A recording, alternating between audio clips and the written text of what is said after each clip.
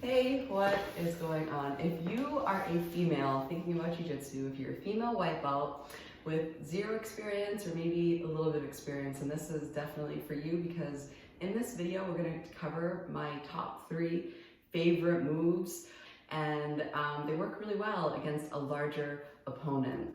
And we're also going to go over... trying to say it again. And when you find your passion, it ignites you as a person. You just feel awesome. And we're also going to go over some principles that you'll see repeated over and over and over again. So we'll use my favorite moves as an example to illustrate these principles. But once you figure out these principles and understand these principles, you'll be able to apply it to many different positions in Jiu-Jitsu, all right? So top 3 moves, and we're gonna go over 2 key principles that are pivotal, especially if you're a smaller person going against a larger person. All right, here we go. So one of my favorite moves is if I have Gary mounted, and let's face your head towards the camera. Yeah. All right. So as a female, let's go back. Yep. All right, so as a female, if you're smaller and if you're a white belt, to get to mount position is huge. And if you are just beginning, chances are you're not going to get to mount position as a white belt against a bigger person until you have gained more skill. So definitely work on your negative escapes. If you don't know what I'm talking about, watch this video. I'll link the videos below that I'm talking about. But you want to be able to understand how to get here. If you want to work from here, one thing you can do is you can ask maybe like a more experienced white belt or a blue belt, hey, you know, can we start the roll from here? That way you can like practice this move. But it never hurts to have some top game. You know what I'm saying? All right. So from here, what typically happens, and you want to do this with somebody a little more experienced, that way they move in an intelligent manner. If you're trying to do this with like a day 2 white belt, they're not, their reaction isn't going to be the same. So you want to make sure that, like, you know, you're feeding them something that they'll then bite with a technical movement. So from here, typically, especially when I'm rolling with Gary, he likes to try to escape, right? Like everybody. So if you were to try to escape, like doing a knee-in position, so go ahead and do it. So do you see what just happened here? In order for him to escape, he had to basically get under one of my knees. He had to pop that knee up.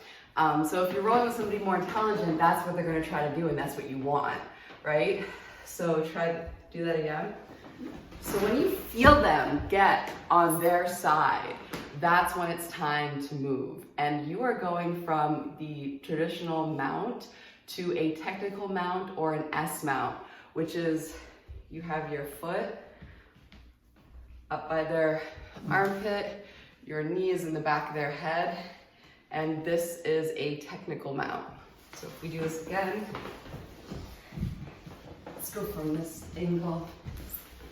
All right. This one we were just on. Yep, same way. So you end like this, and this, I'm gonna highlight something really important. This is like the most important thing of everything. When he goes to try to escape, so what you wanna do is you wanna transition to this S mount, and you wanna stick your hand right in front of their face. Let me lower the camera so we can get a good shot of this. You want, oh, all right, let's go from the beginning. You want to stick your hand right in front of their face so that they are like really uncomfortable. And the purpose behind this is, let's go down a little bit, down. The purpose behind this is to limit his hip movement and to limit his movement, period. So here's one principle. If you want to complete a submission or make sure somebody does not escape when you have a dominant position, you want to decrease the amount of space, because the more space you give them, the more space they can use to like wiggle around and use their strength. So if you eliminate the space, you make it harder for your opponent to escape. And in this case, I'm limiting his space to be able to hip out because I have this side. So picture his body like this. In order for him to hip out, you know, the head needs to move with everything else. If you have the head pinned, it makes it very hard for anything else to move. And Gary hates this when I do this to him rolling. This is like, actually you were rolling the other day with a lower rank belt and I saw you in this like S mount, technical mount position. And I wanted to yell like, post in front of his face. But like, it was a, you know, I didn't want to give you a tip if you're an upper belt rolling with like a lower belt because that, I don't know, I'll yell another time. But if you post right here, from here, you have an arm bar. So from this S mount or technical mount, you can then lean a little bit to your left, get your foot in front of their face, sit to your butt, and then you have an arm bar position. Now, this is another favorite principle, right? This is gonna be repeated over and over and over again. When I was first learning how to do an arm bar, I was unaware of the amount of space that I had between his tricep and my stomach, my torso.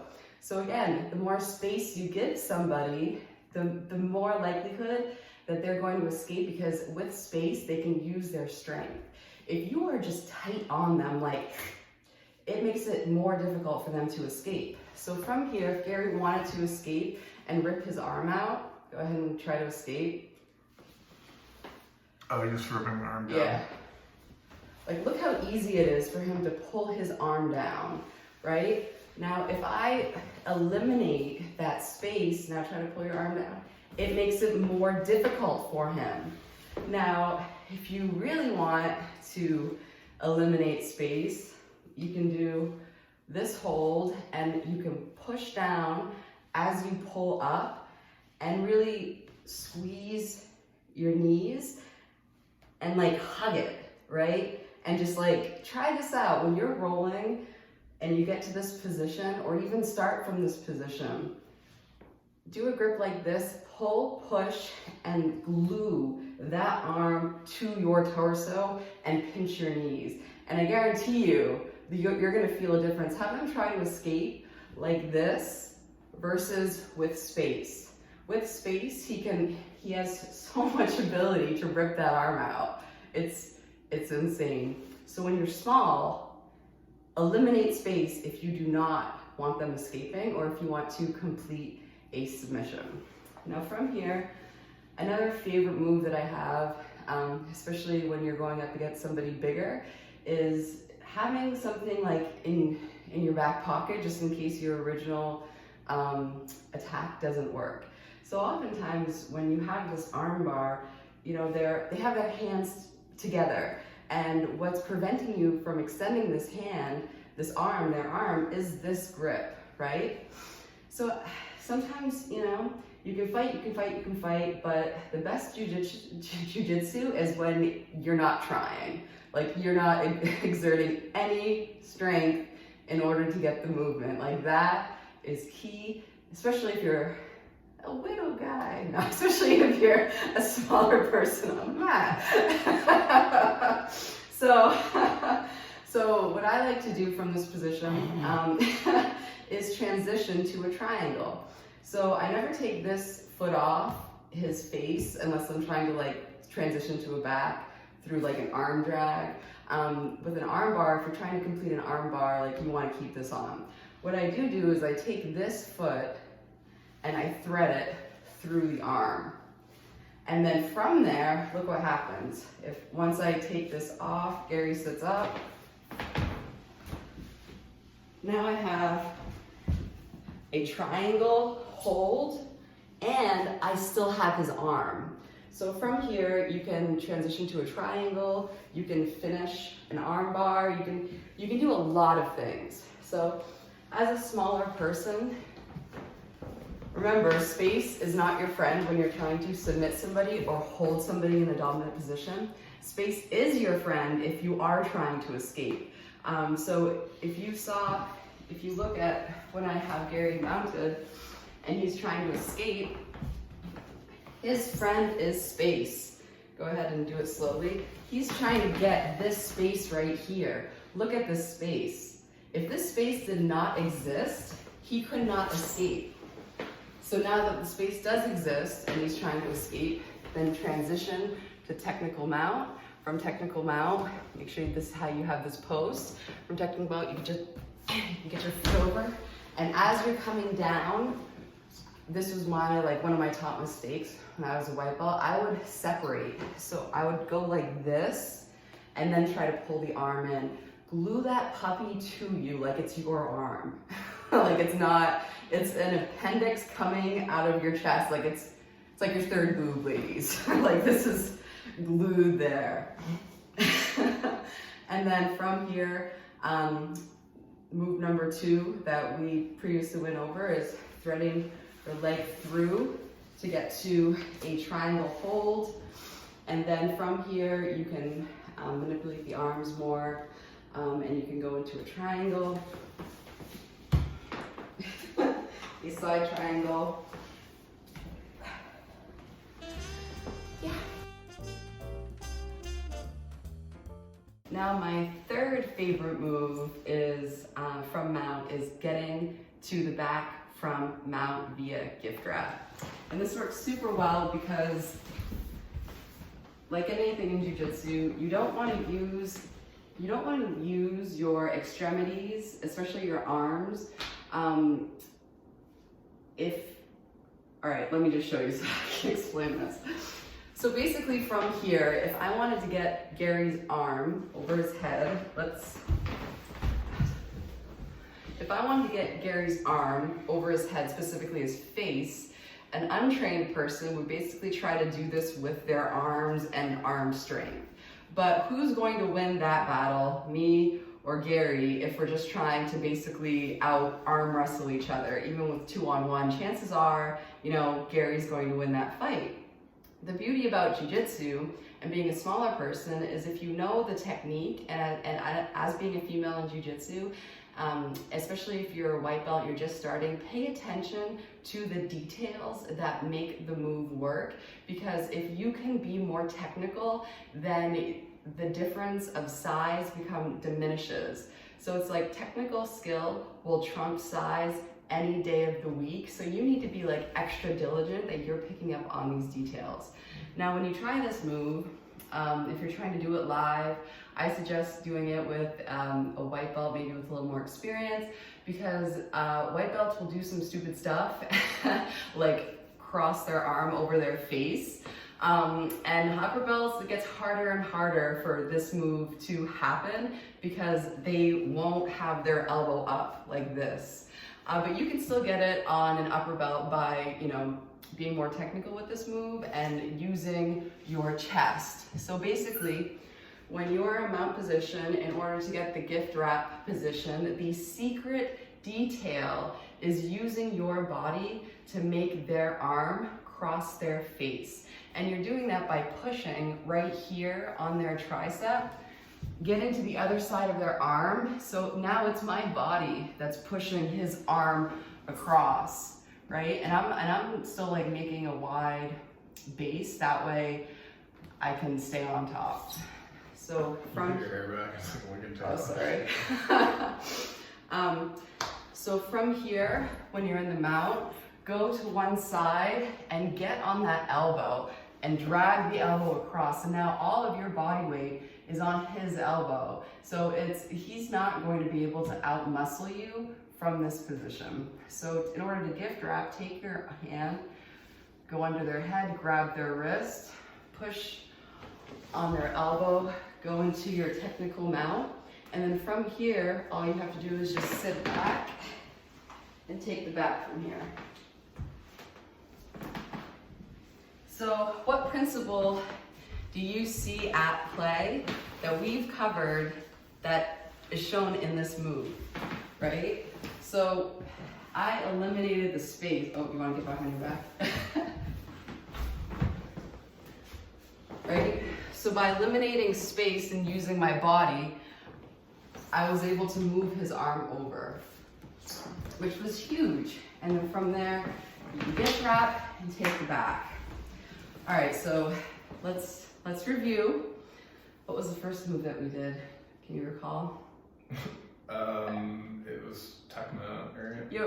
No. So ladies, when you're in mount and you see they're trying to go for a knee and escape, or if you see them go from their back on their side, immediately transition to a technical mount and put your arm in front of their face.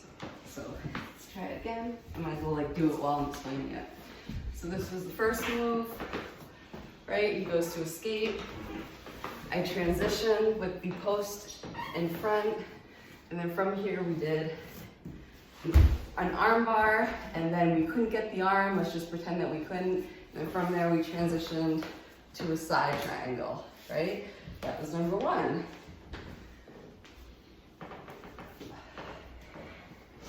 The second, well, that was like a couple moves. That was like a whole flow of moves, but we'll just call that one two.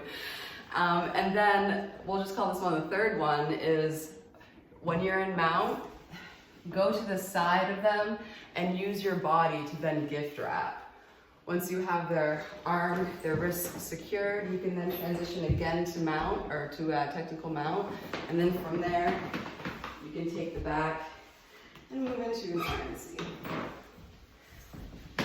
So those are a couple of my favorite moves. I think definitely if you are a female white belt, the transition going from regular mount to technical mount, which is also called S mount, is super important, because if you can in your mind think, oh, they're on their side, transition, and you get that transition flowing with the post in front of their face, then that's super important, because now you have maintained mount and you are still in a mount position.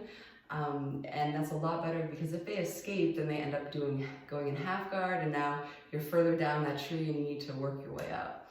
The nice thing about the transition from an armbar to a triangle is it is a more secure position, because you have their head and their arms in your legs.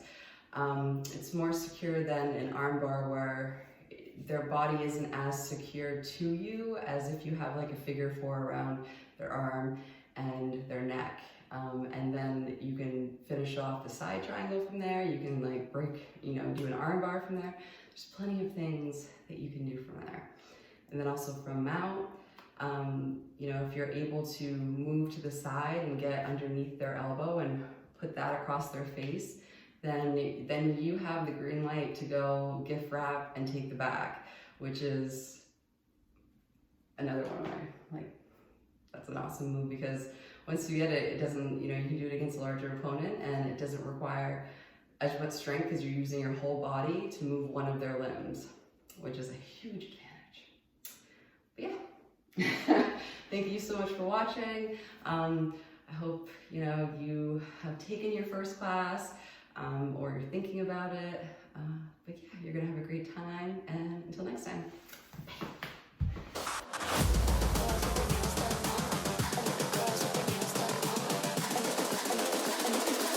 I think the girls with their nails done now.